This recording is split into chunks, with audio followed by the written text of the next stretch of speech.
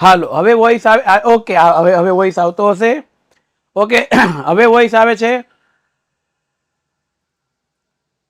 હવે ઓબીએસ કેમેરા એમાં બોલું એમ વાળું હાલો હવે વોઇસ આવે છે હવે વોઇસ આવે છે ઓકે એઝ યુ બધું રેડી ઓકે સરસ સરસ ચાલો હવે આપણે થોડુંક લેટ થઈ ગયું છે બટ નો વાંધા આવી નવું ચેપ્ટર આપણે સ્ટાર્ટ કરવાનું છે ચેપ્ટર નંબર 20 અને 20 નંબરનું જે ચેપ્ટર છે ભારતની સામાજિક સમસ્યા અને પડકારો કેટલા વિદ્યાર્થીઓ અત્યારે હાજર છે જરાક મને કહી દેજો ઓકે રેડી ડન કમ્પ્લીટ 240 241 243 જેવા વિદ્યાર્થીઓ આપણી સાથે હાજર છે આપણી સાથે લાઈવની અંદર જોડાયેલા છે તો આ બધા જ વિદ્યાર્થીઓ છે ને એ વિદ્યાર્થીઓને ખાસ એટલું કહેવાનું કે આજે જે પાઠ આપણે ભણવાના છીએ એ પાઠની પહેલાં તો એક બાબત તમને ક્લિયર કરી દઉં એટલે આપણે પછી પાછળથી કોઈ ઝઘડો ન થાય બરોબર ચાલો પહેલું તો એ આ પ્રકરણ 20મું છે એમાં ભારતની સામાજિક સમસ્યા અલગ અલગ પ્રકારની હિન્દુસ્તાનની સમસ્યાઓ છે એની આપણે ચર્ચા કરશું અને એ પાછી પડકાર સમાન છે પડકાર સમાન કેમ એને ઉકેલ લાવી શકાય એમ જ નથી શા માટે કઈ રીતના કેમ ને શા માટે તમારે થોડુંક ધ્યાન રાખવું પડે જેનાથી આપણા વચ્ચે ઝઘડો ન થાય સામાજિક સમસ્યાની અંદર આ પ્રકરણની અંદર સૌથી પહેલું તો જ્ઞાતિવાદ સાંપ્રદાયિકતા નક્સલવાદ બળવાખોરી આતંકવાદી આ બધું આવે રેડી હવે આ બધું આવે એટલે સૌથી મોટી તકલીફ એ થાય જોજો મારી વાતને સમજો આ બધું આવે એટલે સૌથી મોટી તકલીફ એ થાય કે અહીંયા મારે આ પ્રકરણને સમજાવવા માટે થઈ અને વિવિધ પ્રકારના ધર્મ અને ધર્મની અંદર આવેલા સંપ્રદાયોના ઉદાહરણ આપવા પડે તો એ ઉદાહરણ જ્યારે હું આપું તો આ માત્ર સમજૂતી માટે છે હવે જો હું એ ઉદાહરણો તમને ન આપું તો ઉદાહરણ વગર તમે એને વ્યવસ્થિત રીતે સમજી શકશો નહીં હું બોલું છું એમાં તમને ખ્યાલ આવે છે એટલે કોઈ પણ પ્રકારનું ધર્મની વાત આવે કોઈ પણ પ્રકારના સંપ્રદાયની વાત આવે કોઈ પણ ભાષાની વાત આવે કોઈ પણ પ્રદેશની વાત આવે કોઈ પણ જ્ઞાતિની વાત આવે કે કોઈ પણ તહેવારની વાત આવે કોઈ પણ પહેરવેશની વાત આવે કે કોઈ પણ આર્થિક પરિસ્થિતિની વાત આવે તો કોઈ પણ વિદ્યાર્થીએ પોતાના મન ઉપર ન લેવું સમજાવવા માટે મારે આ તમને કહેવું પડે રેડી એટલે પછી આમાં તકલીફ શું થાય કે સાહેબ અમારા ધર્મ વિશે જ કેમ બોલે છે કે સાહેબ અમારા વિશે જ કેમ કહે છે સાહેબ અમારી પાછળ જ કેમ પડી ગયા છે એવું નથી સમજાવવા માટે થઈ અને મારે તમારી સામે એક્સપ્લેન કરવું પડે છે બરોબર છે નજર તકલીફ થાય આ અગાઉ એટલા માટે કહું છું કે પછી લાઈવ હોય તમારી પાસે રેકોર્ડેડ હોય આ બધું પાસે જો સાહેબ કેવું બોલે છે સાહેબ આમ છે સાહેબ એવું નથી બરોબર ભારતની અંદર બધા માટે સમાનતા છે અને આપણી સરકારે આ પુસ્તકો છાપ્યા છે એની અંદર આપ્યું છે તો અમારે ભણાવવું જ પડે બરોબર અને સરકારે શા માટે આપ્યું તો એક સમાનતાની લાગણી બધા વચ્ચે થાય અને બંધારણમાં હકીકતે શું છે ને એ ઘણી વખત આપણને ખબર નથી હોતી અને આપણે આપણી રીતે મંડ્યા પડીએ છીએ સમજાય છે સારી વાત 100 હોય તો એ કોઈ નહીં બતાવે પણ એક ખરાબ વાત હોય ને એ લોકો તરત પકડી પાડે અને અહીંયા શિક્ષણ જગતમાં પણ કંઈક આવું જ છે એટલા માટે થઈ અને હું તમને બહુ સ્પષ્ટતાથી કહી દઉં કે આ રીતે આવે તો તમારે ગભરાવાની કંઈ જરૂરિયાત નથી રેડી ખ્યાલ આવી ગયો બધાને ઓકે. હા, તમે જુઓ, આઝાદી મળી એ વખતે કોઈએ જ્ઞાતિ ન જોઈ, કોઈએ ધર્મ ન જોયો, કોઈએ સંપ્રદાય ન જોઈ, કોઈએ ભાષા ન જોઈ, બધા એક થઈને લડ્યા. શા માટે? માતૃભૂમિ માટે. અને એટલે ભારત આઝાદ થયો. પણ હવે ધર્મ, જ્ઞાતિ, ભાષા, પ્રદેશ, પહેરવેશ, કેટલાય કારણોસર ભારતમાં ઝઘડાઓ થાય છે. મને એવું લાગે છે આમને આમ આપણે ઝઘડતા રહીશું ને તો ફરી વખત પેલા 550 કરતાં પણ વધારે રજવાડાઓ હતા ને એવું થઈ જશે પાછું.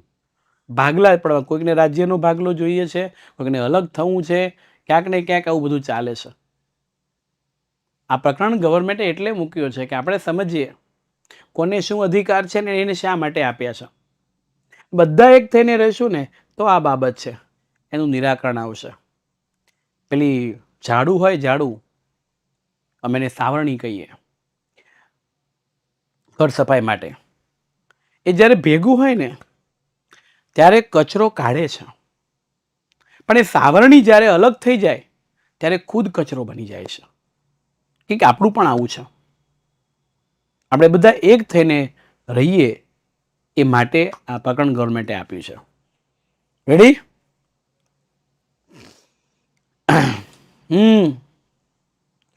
તો આ મુદ્દો એના ઉપર આપણે છે.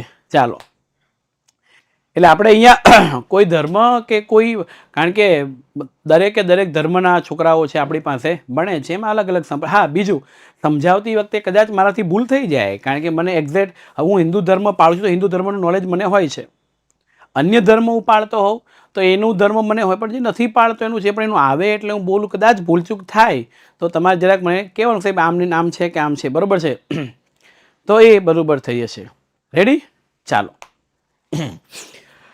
વાત કરીએ એટલે સામાજિક સમસ્યાઓ જે બધી આવવાની છે એ અને એના પડકારો છે એ થોડુંક આ પ્રસ્તાવના છે. પરીક્ષામાં આપણને એના વિશેની એનાલિસિસ કરવાનું છે. આના ઉપર હું થોડાક સવાલો પૂછતો જઈશ અને તમને કહેતો જઈશ કે કઈ રીતના કેમ કરવું તે. હવે હરખમાં ને હરખમાં હું પેન ક્યાં મૂકી આવ્યો એ મને ખબર નથી. બોલો. હા, બોલો હવે આમાં તો કેમ ભણાવશું બાળકો? જોયું? હા, યુનિફોર્મની નીચે તો પેન પડી હતી. પેન પણ બિચારી કેટલી ડાય છે, યુનિફોર્મની નીચે સંતાઈ ગઈ છે.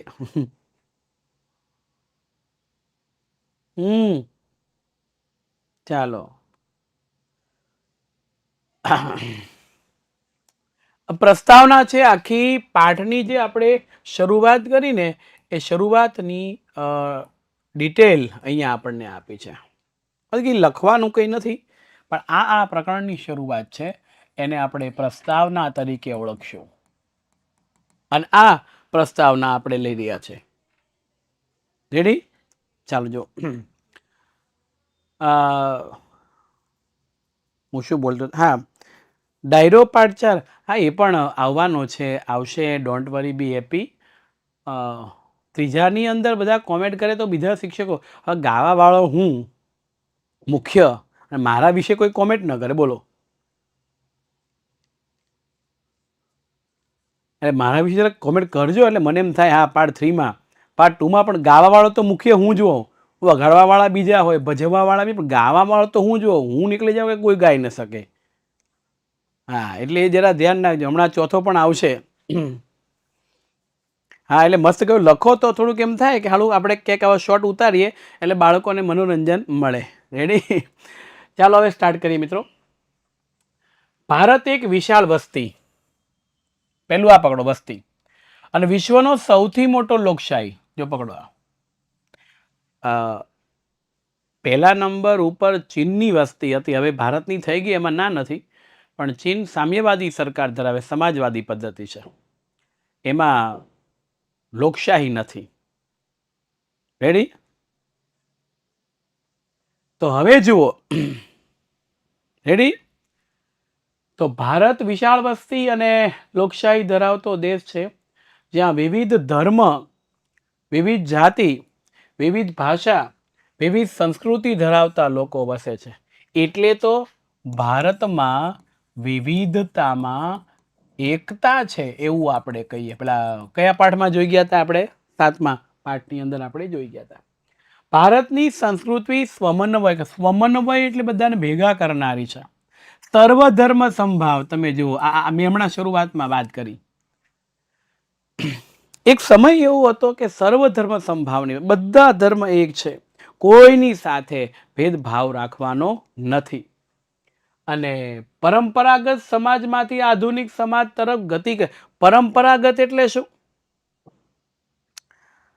તમે, હું જાજુ નથી કહેતો, 60 થી 70 વર્ષ પહેલાનું તમે વિચારણા કરો. 60 થી 70 વર્ષ પહેલાની થોડીક વિચારણા કરીએ, બરોબર છે? તો એ વખતેનો પહેરવેશ એ આજે બદલી ગયા. એ વખતનું તહેવારોની ઉજવણી આજે બદલી ગઈ. ખરેખર નવરાત્રિનો તહેવાર પ્રાચીન જમાનામાં આવતો તો સરસ મજાના બધા ભેગા થઈને ગરબા રમતા, પરંપરાગત પોશાક સાથે. અને હવે શું થઈ ગયું? એ ગયું, ડિસ્કો ડાન્સ આવી ગયા. ઈશ્વરની ભક્તિ કરવાની જગ્યાએ આપણે આખી રાત દેખાડો, હું શું છું એ બતાવું, અને કઈ કેટલાય કામો તરફ આપણે વળી ગયા. આ છે ને એ આધુનિક છે, અને પેલું જે હતું ને એ આપણી પરંપરા છે. કોઈ મહેમાન આંગણે આવ્યું હોય, હું એક બહુ વસ્તુ તમને સમજાવું. ભૂખ લાગે અને ખાવું પડે એને પ્રકૃતિ કહેવાય. ભૂખ લાગે અને ખાવું પડે એ પ્રકૃતિ કહેવાય. ભૂખ લાગે અને કોઈ આંગણે આવ્યું હોય, આપણે ખાતા હોઈએ ને એને ભૂખ લાગી ને આપણને ભૂખ લાગી હોય, પણ આપણે દરવાજો બંધ કરી દે એને વિકૃતિ કહેવાય. ભૂખ લાગે, આપણે ખાતા હોઈએ, કોઈ આંગણે આવે અને આપણા ભાગમાંથી એને અડધું આપી દઈએ ને એને સંસ્કૃતિ કહેવાય. આજે પરંપરાગત વસ્તુમાંથી આપણે નીકળતા ગયા છીએ, એટલે આધુનિક સમાજ તરફ ગતિ કરીને એમ સમસ્યા વધી. એટલે ભારતીય સમાજમાં અનેક પરિવર્તનો આવ્યા, અને આ બધા પરિવર્તનોની સાથે સમાજમાં કેટલીક સમસ્યા ઉદ્ભવી. એમાં સામાજિક સમસ્યા મેં વાત કરી, ધર્મ, સંપ્રદાય, જ્ઞાતિ, એ આર્થિક, ધનિક ગરીબની, નાણાકીય સમસ્યા, રાજકીય, આમાં તમારે કેવું જ ન પડે કેટલું બધું ભ્રષ્ટાચાર થાય.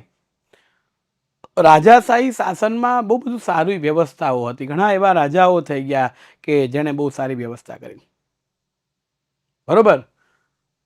સાંસ્કૃતિક મેં કીધું, ક્યાં જૂની નવરાત્રી.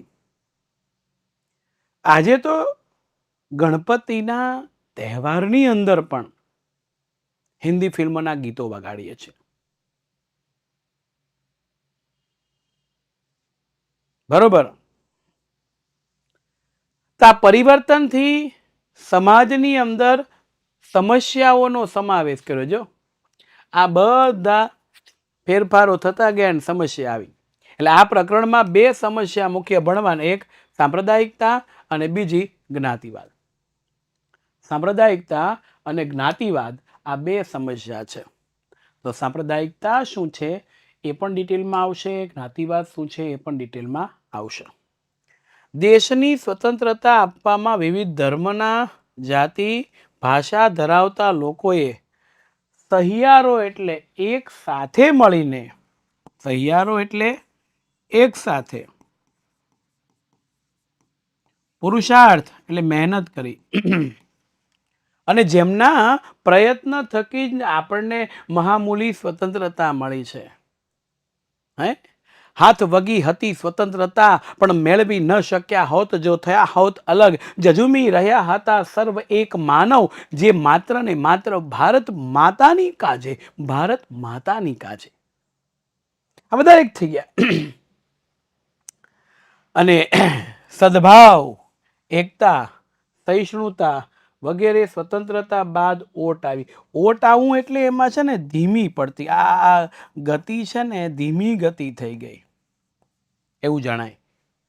આઝાદી પછી આ ભાઈચારા કદાચ ક્યાં ગઈ, લાગણીના સંબંધો ક્યાં ગયા એ ખબર નથી. અને જાતિગત ઝઘડા થયા. જો આપણે અંદરો અંદર ઝઘડો કર્યા, સાંપ્રદાયિક ઘર્ષણ થયું, એક જ ધર્મના અલગ અલગ સંપ્રદાયો વચ્ચે ઝઘડાઓ થયા, પ્રાદેશિક હિંસા થઈ, એક પ્રદેશ, એક રાજ્ય, એક શહેરમાં રહેવા માટે ઝઘડાઓ થયા. અને એ બધી જે હિંસાઓ થઈ એટલે એવું લાગે કે ગાંધીજીએ જે અહિંસા પરો ધર્મ આપ્યું એ કદાચ લુપ્ત થવા મળ્યું છે. અને દેશમાં શાંતિ અને વિકાસને અવરોધતા નકારાત્મક આવી ગયા, નકારાત્મક પરિબળો જોવા મળ્યા. અને નકારાત્મક પરિબળો પાછા આ ઇન્ટરનેટની દુનિયા આવતા બહુ વધ્યા. સમજો, ઇન્ટરનેટની દુનિયા આવતા તમે વધ્યા. કોઈ કે કંઈ ખોટું કર્યું એટલે હકીકતે ખોટું છે કે સાચું છે શું છે આપણે જોતા જ નથી. વોટ્સઅપમાં, ફેસબુકમાં, સ્ટેટસમાં મળી ચડાવવા. કચરો છે આ કચરો.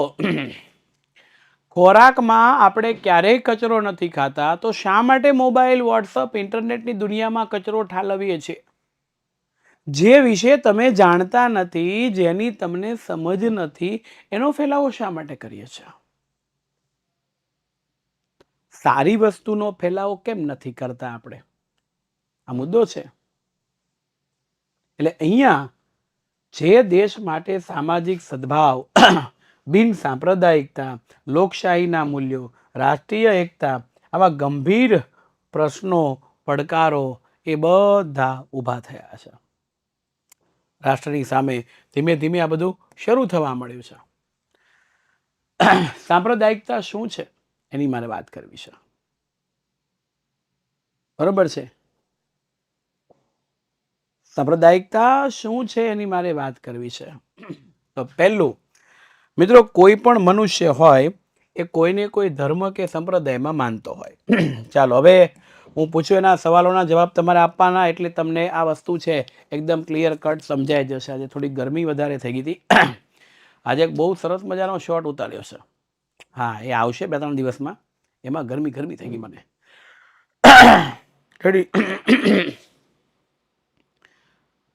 ચાલો, આ દુનિયામાં કોઈ એવો માણસ હશે કે જે કોઈ ધર્મનો ન હોય? હોઈ શકે એવું? હા, બરોબર. બીજો સવાલ, એવું બની શકે કે એ જે ધર્મમાં જન્મ્યો છે એના જન્મ થયા બાદ એને કોઈ જ ધર્મ સાથે લેવા દેવા નથી, वो तो अपनी मस्ती में मगन है, એવું હોઈ શકે? હા, તો કોઈ ધર્મમાં માનતો હોય એ માણસને આસ્તિક કે નાસ્તિક શું કહેવાય? આસ્તિક કહેવાય કે નાસ્તિક કહેવાય? ધર્મમાં માનતો હોય એને શું કહેવાય?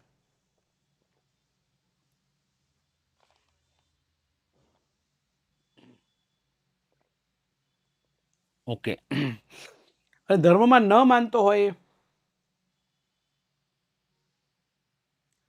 તો આવા નાસ્તિક લોકો છે એ દુનિયામાં 100% વસ્તીમાંથી કેટલાક હશે તમારી દ્રષ્ટિએ?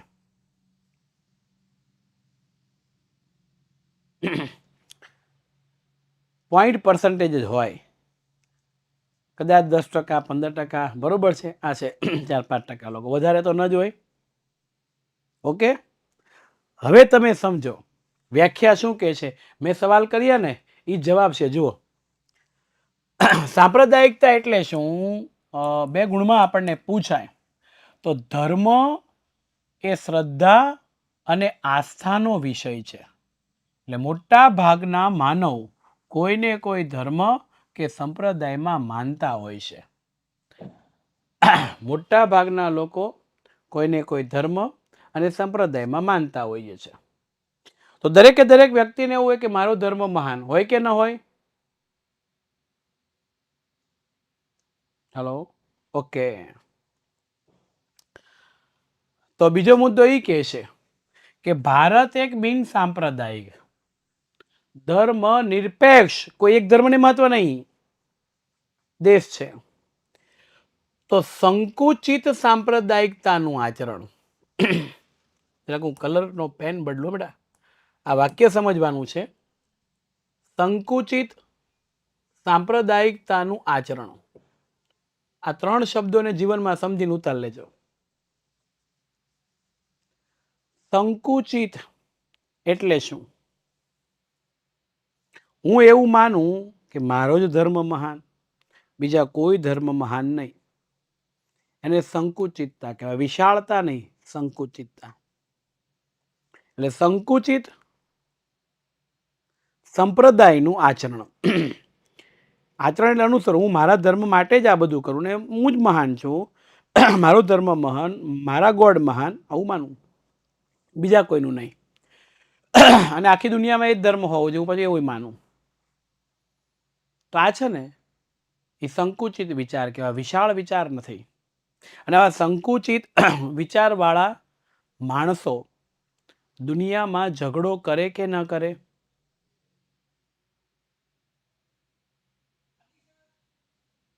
કરે કે ન કરે? કેમ કરે? કેમ ચાલો કરે ને. હા, કેમ કરે? કારણ કે પોતાને જ મહાન માને છે. એવું નથી માનતો કે આ વ્યક્તિ છે એ માણસ છે. એટલે કવિમાં પેલા કવિએ કવિતામાં ઘણું લખ્યું, મને નથી કહેતા હે માનવ તું હે માનવ થાતો ઘણું છે. યસ, એક પ્રકારનો ઈગો હર્ટ હોય છે. તો દરેક ધર્મની એક પ્રકૃતિ હોય, એના નિયમો હોય, એના ગોડ હોય, એની પરંપરા હોય, એટલે એ પોતાને મહાન માને છે. બીજો સવાલ, તમે ભારતની અંદર જન્મ લીધો છે તો ભારત માતા કી જય બોલો છો, રાઈટ? અમેરિકાની અંદર કોઈ માણસે જન્મ લીધો હોય તો એ ભારત પ્રત્યે ગર્વ અનુભવશે કરો?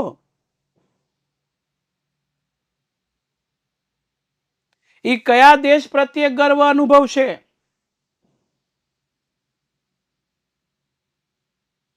હા, તો હવે તમે વિચારો, રશિયા અને યુક્રેન વચ્ચે યુદ્ધ થાય છે ચાલુ, બરોબર?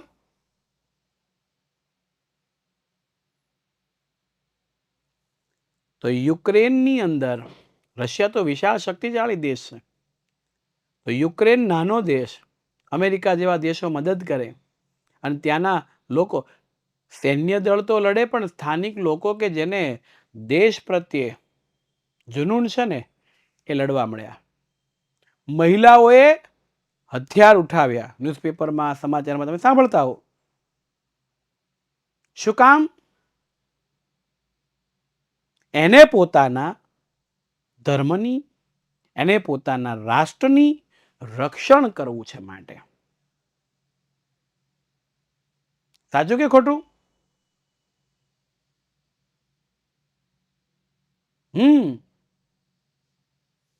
તો એણે કોઈ ધર્મ સંપ્રદાય કે કંઈ જોયું જ નથી. આવી જ સેમ ઘટના 1947 પહેલા ભારતમાં બની હતી ને.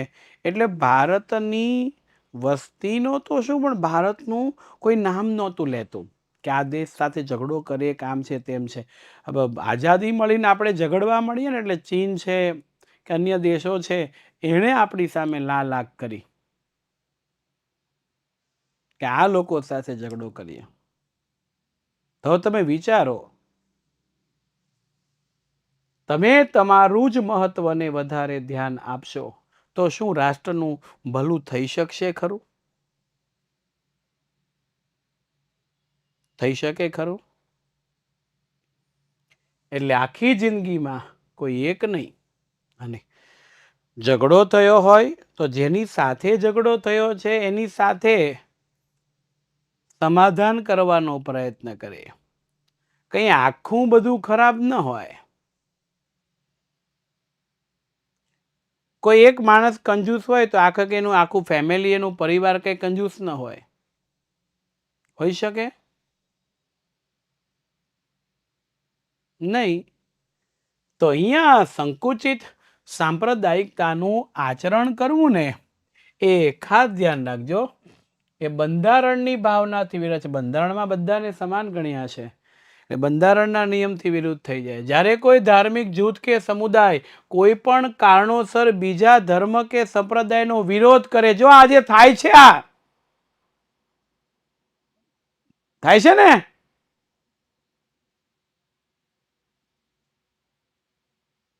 મારે તમને એ સમજાવવું છે. આ સરકાર એ સમજાવવા માંગે છે કે આ ઘટના જ્યારે બને છે ને ત્યારે સાંપ્રદાયિક તનાવ એટલે ઝઘડો, એકબીજા વચ્ચે ધૃણા, તિરસ્કારની લાગણી, અહીંયા ભાઈચારાની લાગણી નથી, દુશ્મનાવટની લાગણી છે, એ ઊભું થાય છે.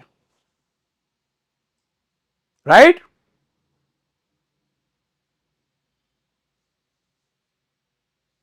હવે જો કોઈ પણ ધર્મ કે સંપ્રદાયના સભ્ય અન્ય ધર્મની તુલનામાં પોતાનો ધર્મ કે સંપ્રદાય શ્રેષ્ઠ છે એ દર્શાવવા માટેનો પ્રયત્ન કરે તો એ ધાર્મિક હિતને વધારે મહત્વ આપે, એ પોતાના ધર્મના હિતને મહત્વ આપે છે કે અમે જ મહાન, કે અમારો ધર્મ. સંપ્રદાયને ધર્મ અલગ, એક કહી દો, આપણને આપ્યું નથી, પણ ધર્મ એટલે શું? હિન્દુ, મુસ્લિમ, શીખ, જૈન, બૌદ્ધ વગેરે વગેરે, બરોબર છે? તો હવે ઘટના શું બની, અહીંયા ધ્યાન રાખજો, મજા આવશે. હા, હવે જોજો અહીંયા હું શું વાત. હા, સંપ્રદાય એટલે શું? તો કોઈ એક ધર્મની અંદર અલગ અલગ ગોડ કે અલગ અલગ ભગવાન કે અલગ અલગ રીતે જે બધા ભાગલા પડ્યા હોય ને સંપ્રદાય કહેવાય. હિન્દુ ધર્મ છે એમાં 33 કરોડ દેવી દેવતાઓ છે, બધાને ખબર છે. તો કોઈ ભગવાન શંકરને માનતું હોય, તો કોઈ વળી કૃષ્ણ ભગવાનને માનતું હોય, કોઈ વળી રામને માનતું હોય. એ જ રીતે અન્ય ધર્મમાં હોય છે. રાઈટ?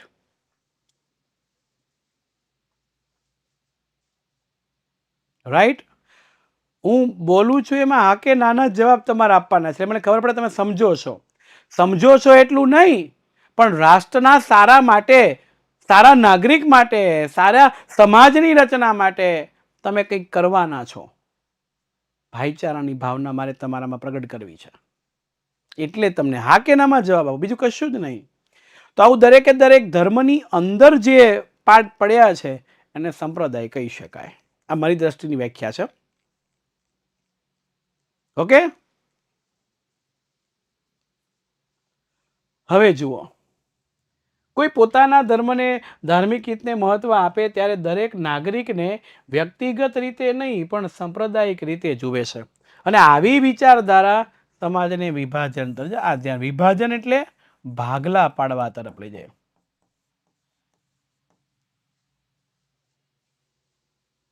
બે સગા ભાઈઓ હોય, લગ્ન પછી ઝઘડો થાય, બે એક જ મા બાપના બે સંતાનો જો અલગ થઈ જતા હોય મિસઅન્ડરસ્ટેન્ડિંગને કારણે, તો તમે વિચાર કરો, આપણે ખાલી કહીએ છીએ, 7મા પાઠમાં ભણી ગયા વસુદૈવ કુટુંબકમ, તો આખો વિશ્વ છે એ પિતાનો પરિવાર છે એવું માનીએ છીએ આપણે. તો એ અલગ થતા કઈ વાર લાગે ખરી?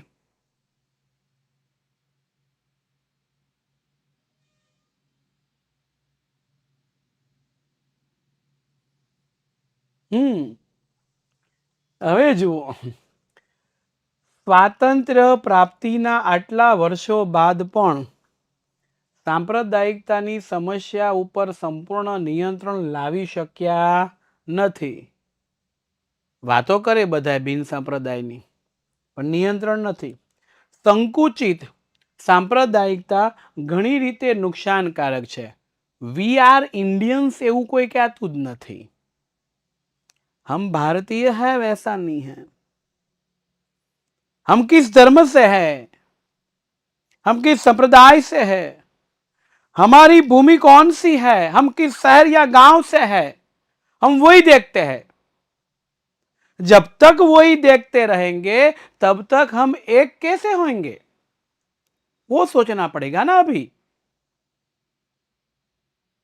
राइट? તો તેનાથી દેશના સામાજિક તણાવ ઉત્પન્ન થાય. વ્યક્તિ પોતાના જ બંધુઓ એટલે ભાઈઓને પોતાનો જ વિરોધી માને, જેથી સમાજમાં મતભેદ ઊભો થાય. ધૃણા એટલે તિરસ્કારનું વાતાવરણ ઊભું થાય અને સાથે સાથે સાંપ્રદાયિક તણાવ થાય ને, એનાથી સાંપ્રદાયિક હિંસા કે ઝઘડાઓ થાય છે. અને આ બધી જ બાબતો છે એ લોકશાહી વિચારધારા, રાષ્ટ્રીય એકતા અને રાષ્ટ્રના વિકાસ માટે ખતરારૂપ છે. खतरे की घंटी इसको बोलते हैं. और सुनाई देती है कि आजादी की वक्त सब एकजुट होकर लड़े थे, अंग्रेजों का सामना किया था और सालों के सालों गुलाम देश को आजाद किया था. और अभी क्या हो रहा है? हम सब एक नहीं हो रहे, हम सब अलग हो रहे हैं. हम झगड़ा करते हैं धर्म के नाम के, संप्रदाय के नाम के, जगह के नाम के. ये जगह हमारी है, ये जगह तुम. तो ऐसा करने से कुछ नहीं मिलता, सिर्फ झगड़ा. मैंने उसको मारा, वो मेरे को मार दिया. वो मेरा कुछ लूट के लेके, मैं उसका लूट के ले आया. नुकसान दोनों को है. सही बता रहा हूं मैं ना?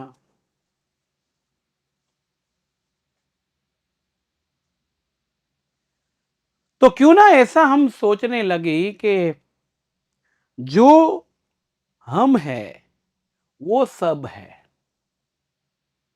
जो हम है वो सब है.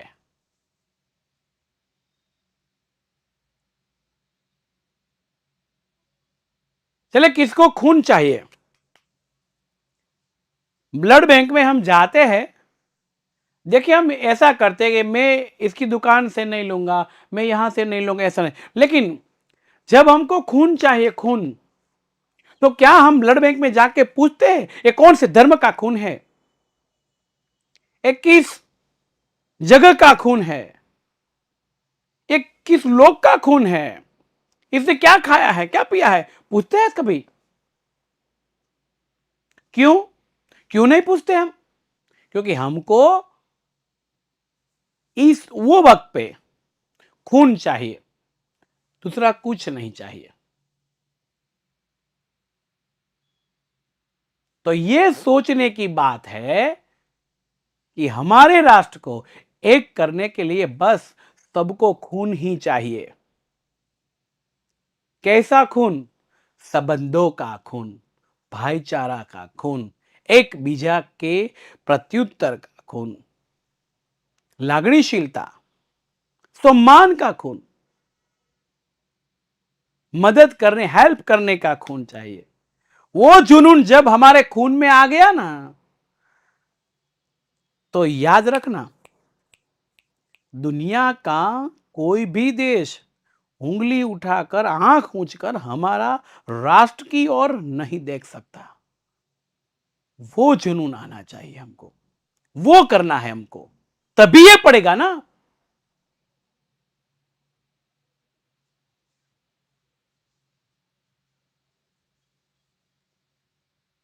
झुकना पड़ेगा सभी का शीश, झुकना पड़ेगा सभी का शीश, जब हम करेंगे एक कोशिश. Am I right?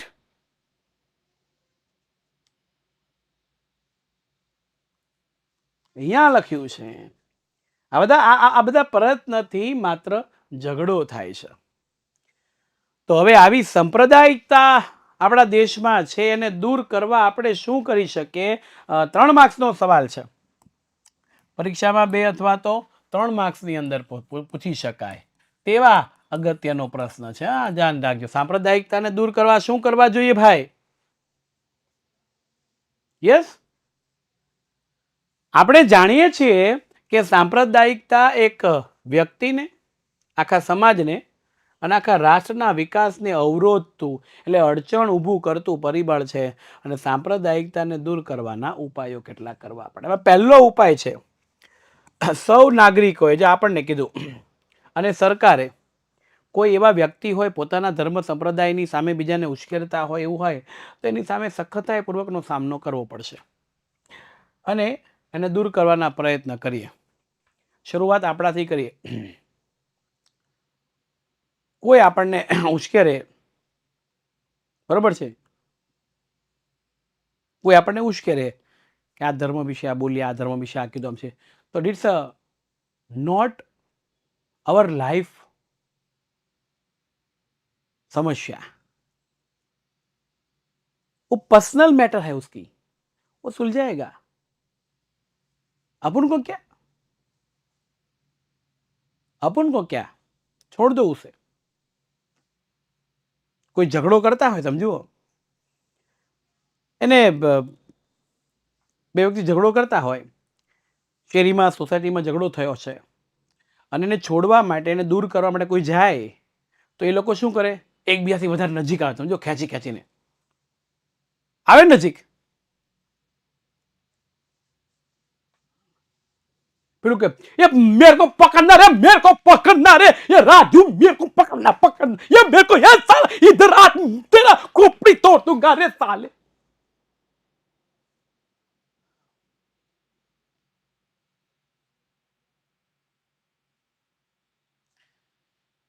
તમે જુઓ, બહુ સરસ બતાવ્યું છે.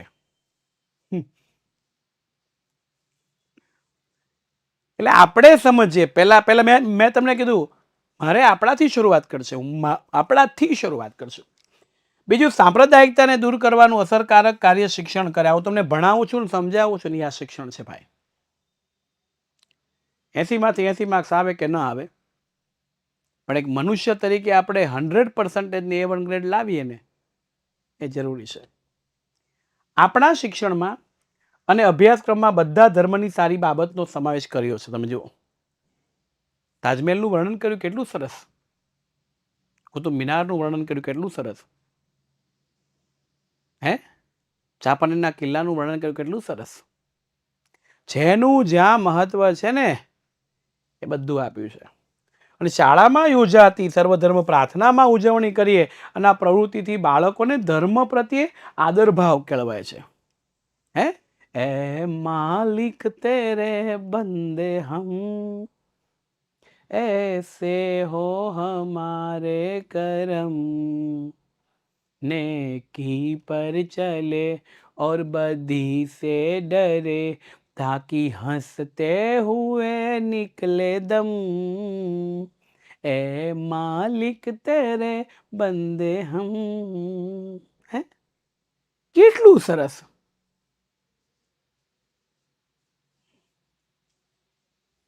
કેટલું કેટલું કેટલું સરસ લાગે છે કે સર્વધર્મ પ્રત્યેની લાગણી હોય. તમે જુઓ,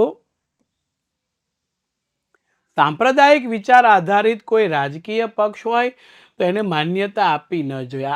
આ નિયમ ક્યાંનો હોય ખબર? ચૂંટણી માટે. અને ચૂંટણી માટે ખાસ આચારસંહિતા. આચારસંહિતા એટલે નીતિ નિયમ ઘડવા પડે અને એનો અમલ કરાવવો જોઈએ. એટલે રેડિયો હોય, ટીવી હોય, સિનેમા હોય, આ સામાન્ય નાગરિક સુધી પહોંચવાના દ્રશ્ય શ્રાવ્ય માધ્યમ છે.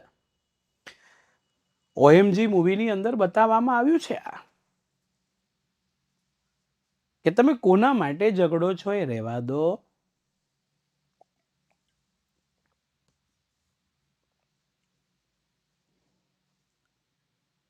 ખોટા ખર્ચા રહેવા દો. કંઈક એવા ગરીબ છે એમના સુધી વસ્તુને પહોંચાડો. જેનાથી મદદ કરી શકે. ઓનલાઈન આપણે અત્યારે જો દિવાળીની ફેસ્ટિવલની સિઝન ઓનલાઈન ખરીદી કરીએ એના કરતાં પેલા રોડ ઉપર પાથરીને બધા લારીઓમાં બિચારા વેચતા હોય ને એની પાસેથી જો આપણે ખરીદીએ ને તો 2-5 પૈસાની આવક એની થાય ને તો એની દિવાળી સારી સુધરે બિચારાની. બરોબર. અને હું તો તમને એટલું કહું છું કે આવા વ્યક્તિઓ પાસેથી વસ્તુ ખરીદો, એનો એક શોર્ટ બનાવો તમે જાતે, એના ફોટોગ્રાફ્સ પાડો, સ્ટેટસમાં મૂકો. દુનિયાને જે વાતો કરવી હોય એ કરે, પણ એક વ્યક્તિને આપણે મદદ કરી છે. કેમ? કારણ કે વ્યક્તિ ભીખ નથી માંગતો, મહેનત કરે છે, શારીરિક શ્રમ કરે છે અને પરસેવો પાડીને કમાય છે એટલે આપીએ છીએ. એમ આઈ રાઈટ? તો અહીંયા રાષ્ટ્રહિત અને રાષ્ટ્રવાદને પ્રોત્સાહન મળે ને એવા કાર્યક્રમો પ્રેરિત કરો. ને બીજું, ધાર્મિક વડા તમામ ધર્મના કોઈને કોઈ આગેવાન વ્યક્તિ હોય અને કેટલાય લોકોને પોતાના તરફ આકર્ષાતા હોય તો એની એ જવાબદારી છે, રાજકીય નેતાઓની જવાબદારી છે કે સાથે મળીને દેશના વિકાસ માટે સાંપ્રદાયિકતાને નાથવા એટલે થાય દૂર કરવા, અથવા તો બીજી રીતે કહીએ તો અંકુશમાં મૂકવા પ્રયત્ન કરવો જોઈએ સાથે મળીને. બરોબર છે? અને યુવાનો જો આવ્યું, તમારા જેવા યુવાનોની વાત કરી છે મિત્રો. યુવાનોના સાંપ્રદાયિકતાના સ્થાને બિન સાંપ્રદાયિકતા વૈજ્ઞાનિક દ્રષ્ટિકોણ વિકસે એવા પ્રયત્ન કરવા જોઈએ. સામાજિક અને શૈક્ષણિક ક્ષેત્રે થવા જોઈએ. અને સરકારે જ નહીં પરંતુ સમાજે પણ વિશિષ્ટ પ્રયત્ન કરવા જોઈએ. ધર્મ છે, જ્ઞાતિ છે, પ્રાંત છે, ભાષા છે, એનાથી ઉપર શું છે? રાષ્ટ્રહિત, રાષ્ટ્ર ગૌરવ છે. અને તેવી જ સમજ લોકોને એક તાતણે બાંધે છે અને રાષ્ટ્રીય એકતાને બધા એક થઈને પોષે. એક પરિવાર, હમ સાથ સાથે તે. હે ગોકુલધામની અંદર આ બતાવ્યું છે. ઉદાહરણ ટાંકીશ તારક મહેતાનું. લાગણી કોને કહેવાય, સંપ્રદાય કોને કહેવાય, ભાઈચારો કોને કહેવાય, મદદની ભાવના છે એમાં બતાવવામાં આવી છે. ભલે છે સિરિયલ, ભલે એ એક સિરિયલનો ભાગ છે પણ એ બતાવ્યું છે. અને ક્યાંક એક પેલું ફ્રાઈડેની પૂર્તિની અંદર મેં વાંચ્યું હતું પણ યાદ નથી, પણ ગુજરાતી એક ન્યૂઝપેપરની અંદર ફ્રાઈડે સિનેમાની પૂર્તિમાં કે તારક મહેતા ત્યાં શરૂઆત થઈ તો લખ્યું જે લેખક છે એ જ્યાં રહેતા હતા ત્યાં આડોશ પાડોશની અંદર આ બધા ધર્મના લોકો રહેતા હતા ને એની વચ્ચે જે ખાટી મીઠી વાતો થતી એના ઉપરથી આ એણે બનાવ્યું હતું, લખ્યું હતું. આવું મેં વાંચ્યું હતું. તો મુદ્દો એ છે કે ખાટી મીઠી વાતો છે ને એ સંતોષકારક છે. એટલે અહીંયા રાષ્ટ્રની એકતાને પોષે ને એવું કાર્ય આપણે કરવું જોઈએ. જ્ઞાતિવાદનું લાંબુ લિસ્ટ છે ભાઈ. યસ. એટલે મેં વાંચ્યું હતું એટલે મને ખ્યાલ છે. કોનો પેલામાં હતો એ મને ખ્યાલ નથી. અને આવું ઘણી વખત પાછું આવે પણ છે. તો અહીંયા વસ્તુ એ છે કે આ જ્ઞાતિવાદની સંરચના શું છે એ આપણે લેવાની છે. પણ મિત્રો આજે નહીં, નેક્સ્ટ લેક્ચરમાં આ પ્રકરણ છે ને ભણવાની બહુ મજા આવશે. બરોબર? કારણ કે સમજતા જવાનું, શીખતા જવાનું, એકબીજાને આનંદ આપવાનું. બરોબર છે? બહુ સરસ છે. ખરેખર મજા આવી કે નહીં? આજે કંઈક જાણવાનું મળ્યું આજે આ પ્રકરણની અંદર. બાકી બધું ગોખવાનું જ હોય. વાલીઓ સાંભળતા હોય, પેરેન્ટ્સ, એમની મજા આવી હશે આજે. અને હિન્દી ભાષાનો મેં સહારો એટલા માટે લીધો છે કે ઘણા બધા ઇંગ્લિશ મીડિયમના બાળકો આપણી સાથે જોડાયેલા છે અને એક્સપ્લેન હું ઇંગ્લિશમાં બહુ નથી કરી શકતો. એ મારો એક નેગેટિવ પોઈન્ટ છે. એટલે હિન્દીની અંદર મેં લીધું કે લોકો સમજી શકે. હા, હિન્દી રાષ્ટ્રભાષા છે એનું પણ મહત્ત્વ આપણી પાસે હોવું જોઈએ. ઓકે. હિન્દીને શુદ્ધ બોલવાનો પ્રયત્ન હું કરી શકું, કારણ કે હિન્દી હતું. કમનસીબી મેં 10મા ધોરણની અંદર અંગ્રેજી, હિન્દી અને અંગ્રેજી અમારી વખતે ભણતા ત્યારે ઓપ્શનલ ના આવતું. હું તો મેં અંગ્રેજી રાખ્યું હતું. મને અંગ્રેજી એટલું બધું આવડે નહીં. પાસ થઈ એટલું આવડે આપણને ભાષાંતર. ક્યાંક બસનું ટ્રેનનું બોર્ડ હોય તો અંગ્રેજીમાં વાંચી શકીએ, કંઈ સૂચના મળે તો વાંચીને એનો અમલ કરી શકીએ. આવું થાય. પણ કોઈ માણસ અમેરિકાથી આવ્યો તેની સાથે ટોક કરવાનું થાય તો આપણે ધીસ ઇઝ નોટ ટોકિંગ. બરાબર છે.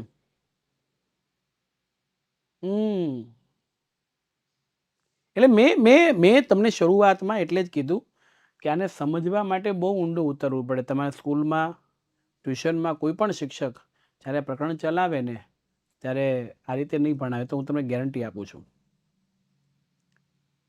કયા કયા ગુજરાતના ખૂણે તમે જોતા હોય અને શીખતા હોતા, આ મહત્વનું છે. આ જરૂરી છે માણસાઈ માટે. માણસાઈ માટે આ જરૂરી છે. બધાનો જન્મ થયો ને બધાએ મરી જવાના છે. કોઈની સાથે કંઈ આવવાનું નથી. તેમ છતાં શા માટે ઝઘડો કરીએ છીએ ને એ જ પ્રશ્ન છે આપણને. એટલે ગવર્મેન્ટે આ પાઠ એટલે મૂક્યો છે સમજદારી માટે. ચાલો ફરીથી નેક્સ્ટ લેક્ચરની અંદર આપણે મળીશું. ત્યાં સુધી રજા આપશો. જય હિન્દ, જય ભારત, જય જય સામાજિક વિજ્ઞાન, જય જય ગરવી વાગજાત. અને આજે હું એક નવો તમને નારો આપું છું. જય હિન્દ, જય કિસાન, જય જવાન, એની સાથે જય ઇન્સાન. જય ઇન્સાન, જય ઇન્સાન. ઓકે, આવજો. Bye bye bye bye.